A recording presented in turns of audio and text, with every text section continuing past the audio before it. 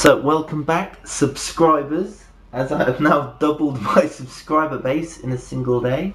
I now have 2 subscribers. Anyway, I promised that I'll do a full review of Transformers Cybertron Adventures, or War for Cybertron for the Wii. I have completed it now on normal, and I said in my first impressions that it was a low budget game and it wasn't worth a lot of your money, but I think I've changed my mind about that. After playing it a little while, it kind of grows on you and it becomes really enjoyable to play. I mean, it's only an on-rail shooter, but I mean, for an on-rail shooter, it's got to be one of the best on the Wii. The one problem I found with the game is that when you complete it, you can't go back to previous levels and play it on its own. I mean, I completed it on normal, and it unlocks hardcore mode. It unlocks hardcore mode, but resets you back at 0, and you have to complete certain objectives within the level to unlock going back in challenge mode, which I find a bit disappointing because sometimes I wanted to go back and show certain parts of the levels further into the game. But all in all, I think this game is much better than when I had my first impressions. It has excellent cutscenes. I mean, the graphics in this game and the cutscenes are brilliant, and the voice acting is brilliant. It really gets you involved in the characters, and like I said before, I have no previous history of Transformers, but I kind of enjoyed each individual character because you play different characters in each mission, and each individual character has its own kind of personality, and it really comes across in the cutscenes and what they say to each other, like the back and forth, and it's really enjoyable. Some of them are kind of annoying, and some of them are like, I forget his name because I'm not really into it, but some of them are kind of brave, and some of them are very loyal, and it's really enjoyable. Okay, also in the game you play both factions, the Autobots and the Decepticons. I think the music in the game as well is very, very well done. I mean, some bits are like kind of rock music. It kind of gets you pumped up. It's like a really kind of, I mean, it's, even though it's just a movie license game, it's done really, really well. I mean, I haven't played the Xbox or the PS3 versions, War for Cybertron, which I heard are very, very good. This is a very, very good game as well.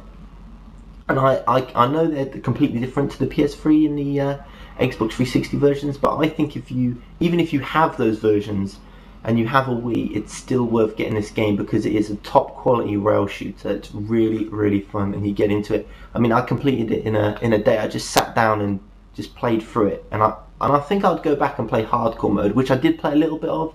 It didn't seem that much harder to me, but I think it's going to get harder. At certain points in the game, you have time limits, and they're very hard to meet, and especially normal.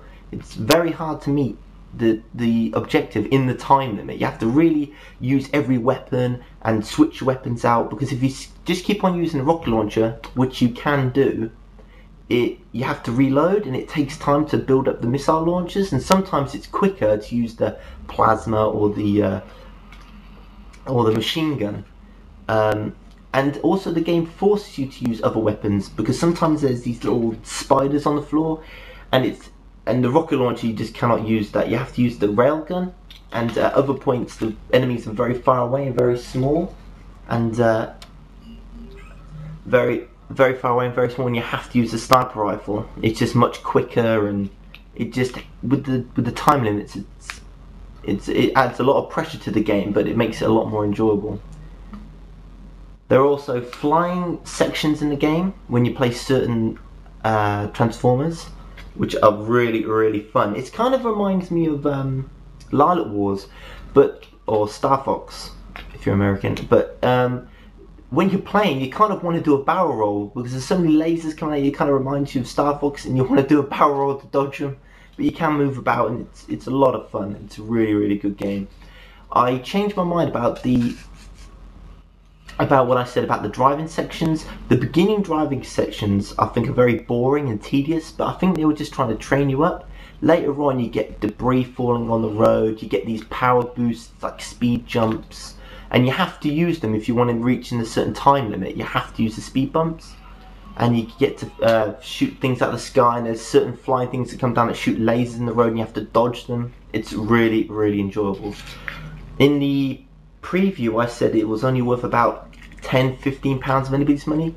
I actually disagree with that now. I would think this is worth £30. This is a full price title. It's really enjoyable. You can sit down. I had just as much fun with this as I had with other games, other on-rail shooters, which I didn't complain about paying £30 for, like House of the Dead Overkill. Thank you very much. House of the Dead Overkill. Dead Space Extraction, and others. Yeah, this is just as good. It's really fun, and if you love Transformers, I think you'd enjoy it even more. The characters seem really well rounded. It just is a really awesome game. So if you don't have it, buy it. It's really cheap. I mean, like I said, I found it for €10. I bet in America it's even cheaper. It's an awesome game. I think you should pick it up straight away. That's and I'm gonna give it a rating out of 10. I mean, but I'm not going to be like IGN or GameSpot and give everything 8 if it's okay. If it's a 5, it's average, it's middle of the road. You can play it, it's not great, it's not bad, it's average. I would give this game a 7.